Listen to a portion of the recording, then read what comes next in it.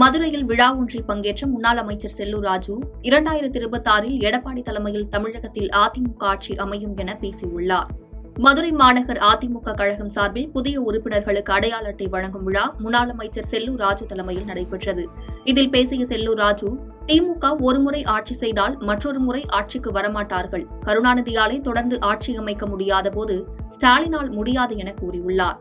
தொழில் முதலீட்டை ஈர்க்க வெளிநாடுகளுக்கு செல்வதாக திமுக அரசு சொன்னாலும் கட்சிக்காரர்களை சமாளிக்க முடியாமலே அமெரிக்கா செல்வதாக விமர்சித்து பேசினார்.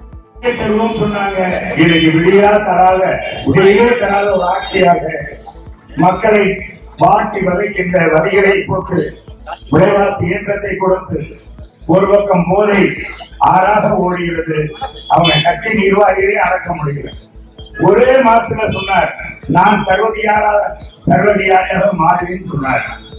கட்சிக்காரர்களை நினைச்சுதான் எனக்கு தூக்கமே வரவேண்டார். அதுக்காகத்தான் அமெரிக்கா போறாருன்னு நினைக்கிறேன். அவர் உடலை பார்க்கறதுக்கு தான் அமெரிக்கா போறாரு.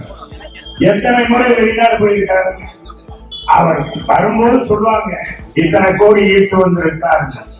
ஆனா ஒண்ணும் இங்க நடந்ததா.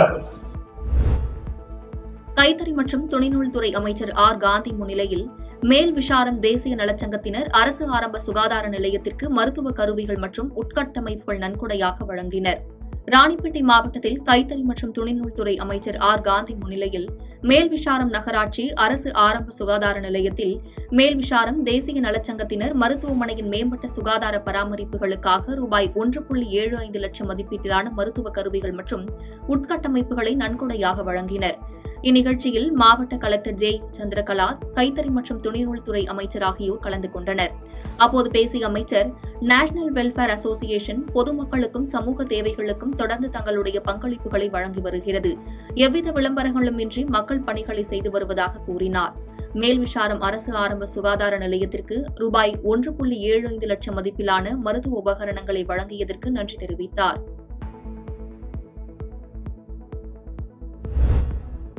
இலங்கை கடற்படையால் சிறைப்பிடிக்கப்பட்ட படகுகளையும் இலங்கை சிறைகளில் அடைக்கப்பட்டுள்ள தமிழக மீனவர்களையும் விடுவிக்க கோரி அகில இந்திய மீனவர் காங்கிரஸ் சார்பில் டெல்லி ஜந்தர் மந்தரில் கண்டன ஆர்ப்பாட்டம் நடைபெற்றது.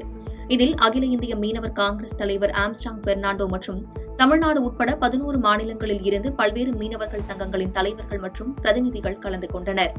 அதேபோன்று இந்த போராட்டத்தில் தமிழ்நாடு காங்கிரஸ் கமிட்டி தலைவர் செல்வ பெருந்தகை, காங்கிரஸ் நாடாளுமன்ற உறுப்பினர்கள் விஜய் வசந்த், சுதா, விளவங்கோடு எம்எல்ஏ தாரகை கத்பட் ஆகியோர் கலந்து கொண்டனர். இதையடுத்து தமிழ்நாடு காங்கிரஸ் கமிட்டி தலைவர் செல்வ பெருந்தகை செய்தியாளர்களுக்கு அளித்த பேட்டியில், பாஜக ஆட்சியில் அமர்ந்த கடந்த 11 ஆண்டுகளாக தமிழ்நாடு மீனவர்களுக்கும் இந்திய மீனவர்களுக்கும் பாதுகாப்பு இல்லாத ஒரு நிலை நீடித்து வருவதாக குற்றம் சாட்டி பேசினார். பாஜக ஆட்சிக்கு வந்த பின்னர்தான் தமிழ்நாடு மீனவர்கள் தாக்கப்படுவதாகவும் சுடப்படுவதாகவும் கூறினார்.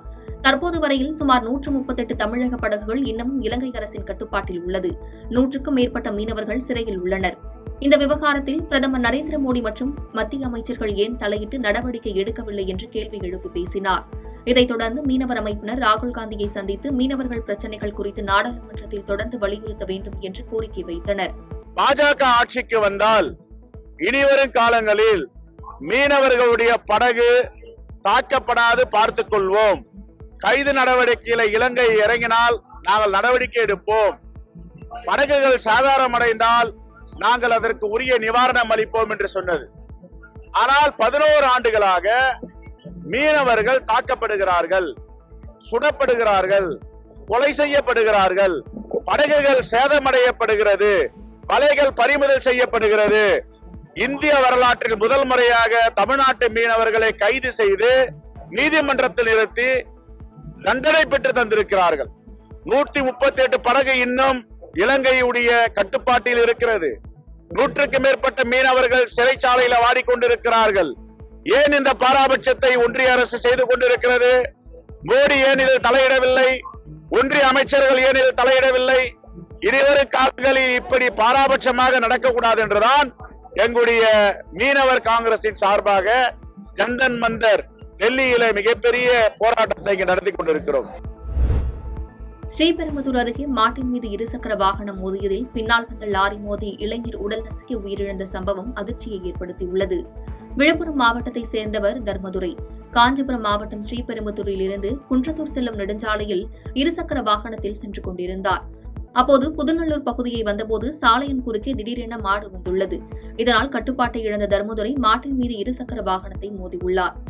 அப்போது பின்னால் வந்த லாரி மோதியதில் தர்மதுரை லாரி சக்கரத்தில் சிக்கி சம்பவ இடத்திலேயே உயிரிழந்தார். விபத்து நிகழ்ந்த இடத்திற்கு வந்த கூடுவாஞ்சேரி காவல்துறையினர், புலனாய்வுத்துறை போலீசார் தர்மதுரையின் உடலை பிரேத பரிசோதனைக்கு அனுப்பி வைத்து லாரி டிரைவரிடம் விசாரணை நடத்தி வருகின்றனர். சாலையில் சுற்றித் திரியும் மாடுகளால் இதுபோன்ற விபத்துகள் அடிக்கடி ஏற்படுவதால் மாவட்ட நிர்வாகம் சாலையில் மாடுகளை கட்டுப்படுத்த நடவடிக்கை எடுக்க வேண்டும் என சமூக ஆர்வலர்கள் வலியுறுத்தியுள்ளனர்.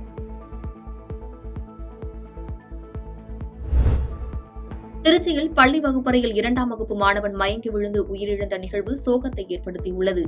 திருச்சி பாரதிதாசன் சாலையில் உள்ள தனியார் பள்ளியில் 500க்கும் மேற்பட்ட மாணவ மாணவிகள் பயின்று வருகின்றனர். பள்ளி வகுப்பறையில் 2ஆம் வகுப்பு மாணவ மாணவிகள் விளையாட்டு நேரத்தின் போது விளையாடிக் கொண்டிருந்தனர். அப்போது ஒரு மாணவன் களைப்பாக சென்ற இருக்கையில் அமர்ந்தபோது திடீரென மயங்கி விழுந்துள்ளான். இதனை கண்ட மாணவர்கள் உடனடியாக தூக்கியுள்ளனர். ஆனால் அந்த மாணவன் எழும்பாததால் சக மாணவர்கள் பள்ளியின் ஆசிரியருக்கு தெரிவித்துள்ளனர். விரைந்து சென்ற ஆசிரியர் அந்த மாணவனை மீட்டு அருகில் உள்ள மருத்துவமனைக்கு கொண்டு சென்றனர். அங்கு அந்த மாணவனை பரிசோதித்த மருத்துவர்கள் மாணவன் ஏற்கனவே இறந்துவிட்டதாக தெரிவித்தனர். பின்னர் இதுகுறித்து பெற்றோருக்கு தகவல் தெரிவிக்கப்பட்டது. இறந்த மாணவருக்கு ஏற்கனவே இருதய அறுவை சிகிச்சை செய்யப்பட்டிருந்ததாகவும் அதன் காரணமாக மாணவன் உயிரிழந்ததாகவும் தெரிவிக்கப்பட்டுள்ளது. பள்ளியில் மாணவன் உயிரிழந்த சம்பவம் ஆசிரியர்கள் மற்றும் மாணவர்கள் மத்தியில் பெரும் சோகத்தை ஏற்படுத்தியுள்ளது. பாதகம் செய்பவரை கண்டால் நாம் பயங்கொள்ளலாகாது பாப்பா, மோதி மிதித்து விடு பாப்பா, அவர் முகத்தில் உமிழ்ந்து விடு பாப்பா. அண்மை செய்திகளை உடனுக்குடன் தெரிந்து கொள்ள இணைந்திருங்கள் இயம்நாடு தொலைக்காட்சியுடன்.